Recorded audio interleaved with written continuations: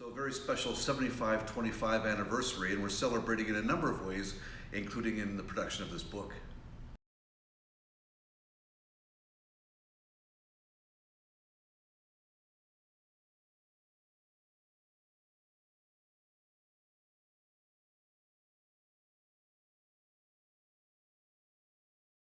One of the amazing things is getting the involvement of the honored members, talking about how special it was to be in the elite company of the greatest players of all time, and the builders and the linesmen and referees as well. There's so many things that I love about the book, The Hall. The chance to go back and revisit the history, most of it which I'd never known before, going back to 1943 and finding out how the Hockey Hall of Fame was formed. It just didn't magically appear all of a sudden. It was through a lot of fighting and great work by some very dedicated people as well. To find the story about how the Hockey Hall of Fame was actually turned into a building for the first time in 1961. It had been virtual before that. And so to be able to be within the confines of the hall and to soak up the greatness that is hockey and all of the great players, the builders, the referees and linesmen who are involved with the game and all of the artifacts that help tell the story of the game was extraordinary. So to be asked to write this book was an honor beyond compare. We have one chance to write the definitive story of the Hockey Hall of Fame.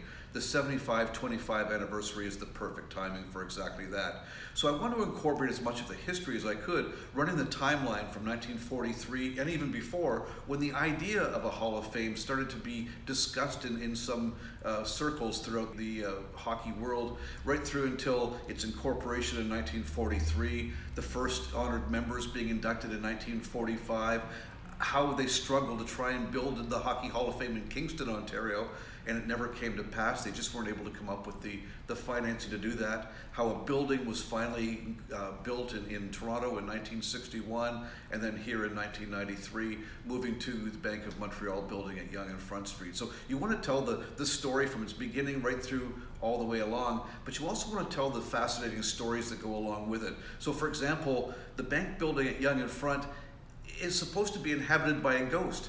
So we touch on the story of Dorothy in the book. We talked about the Stanley Cup at great length as well, the greatest artifact in all of hockey, which resides right here at the Hockey Hall of Fame.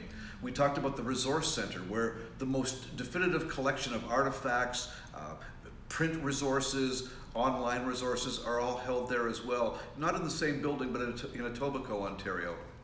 We talked about the outreach program, how those that can't make it to the Hockey Hall of Fame, the Hockey Hall of Fame in many cases is able to go out to them as well. So there's so much more than just the bricks and mortar of a building, the museum that we know as the Hockey Hall of Fame.